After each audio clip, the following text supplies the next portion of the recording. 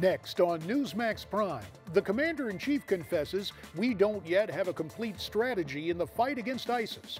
General Michael Hayden joins us to talk about the likely fallout.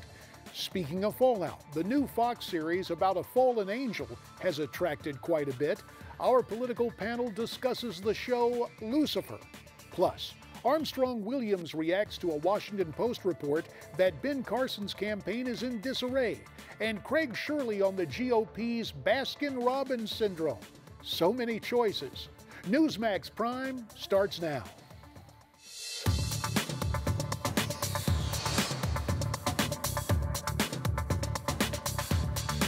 Good evening and welcome to the Monday edition of Newsmax Prime. I'm J.D. Hayworth. Of prime interest tonight, security issues dominate the discussion for President Obama and other G7 leaders at today's summit.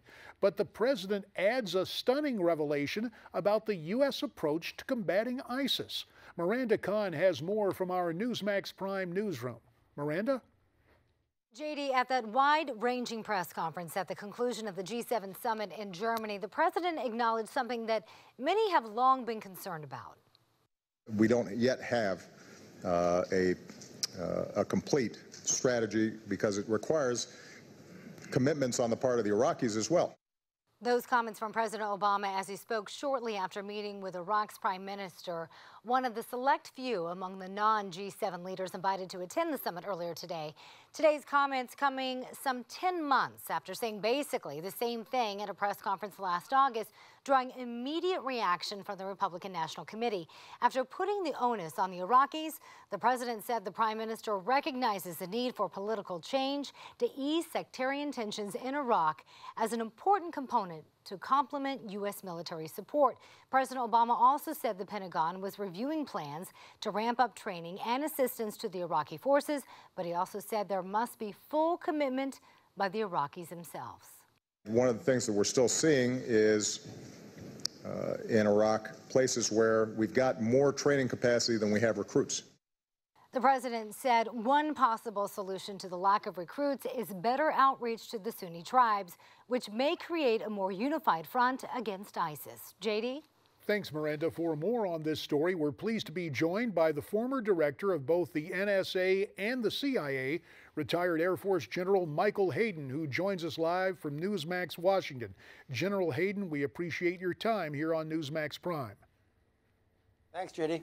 So what is your reaction when you hear the president saying again 10 months after he first said it that we still don't have a complete strategy to take on ISIS?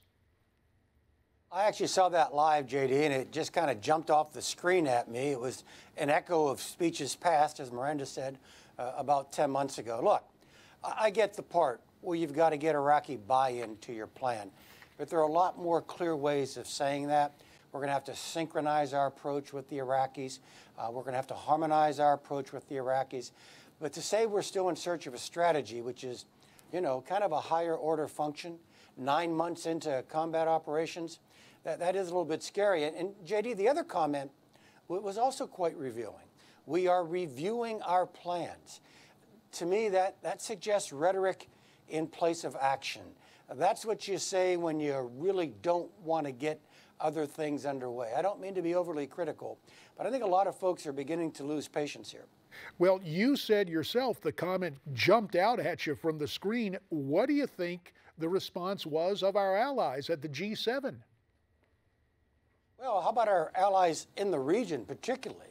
The G7, some of those nations are helping us, and that's a good thing. But what if you're a Jordanian? What if you're a Kurd? What if you're a Saudi, a Kuwaiti? What do those things mean to you?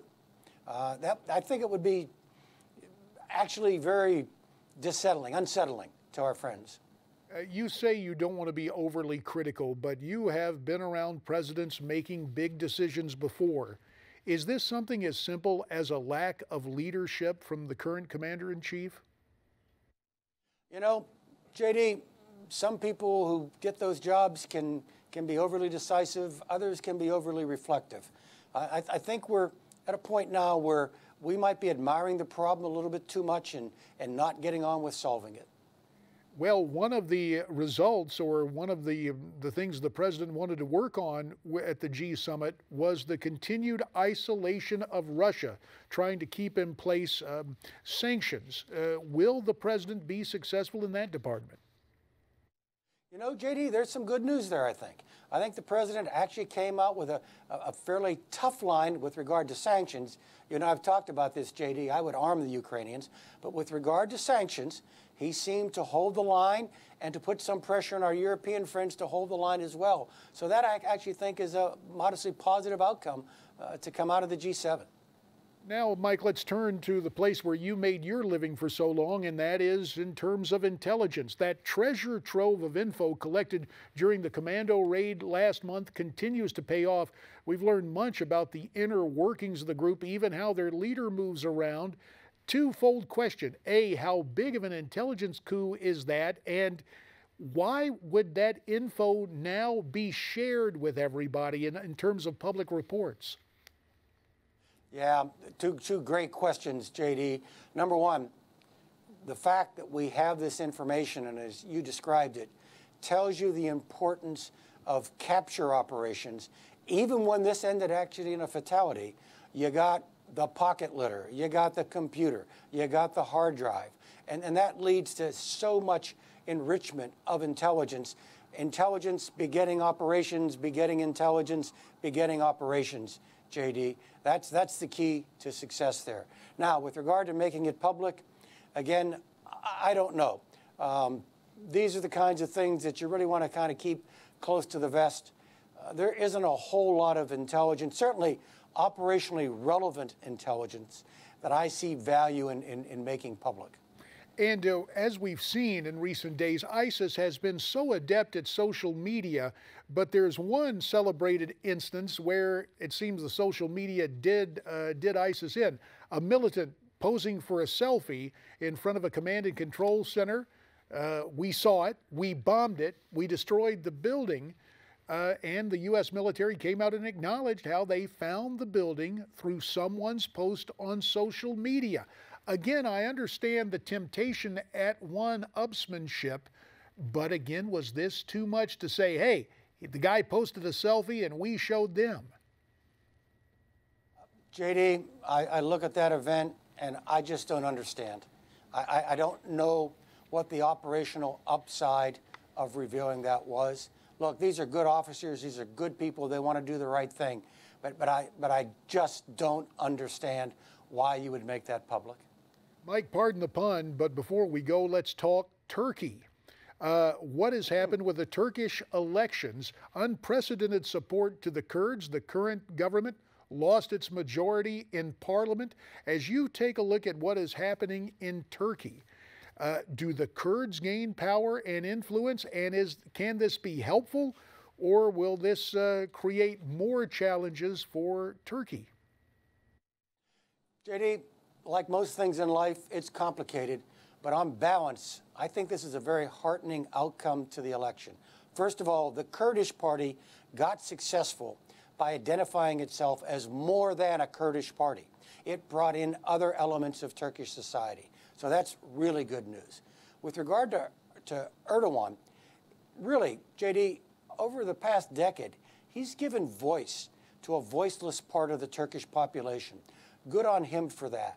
He's got a form of political Islam that didn't trend to fanaticism. Good on him for that. But as he's gone on, JD, he's become more erratic in his foreign policy and frankly, more autocratic in his domestic policy.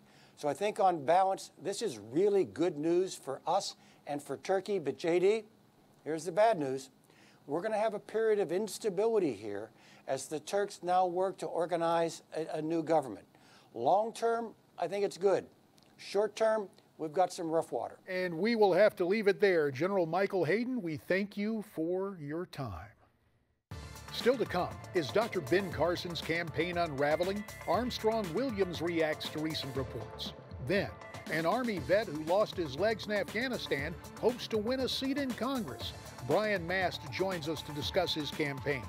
Plus, Craig Shirley on the plethora of presidential hopefuls. Does the GOP have too many candidates? But first, a Border Patrol helicopter struck by gunfire from Mexico. Larry Elder and Ari Rabenhoff will discuss that and more when Newsmax Prime continues.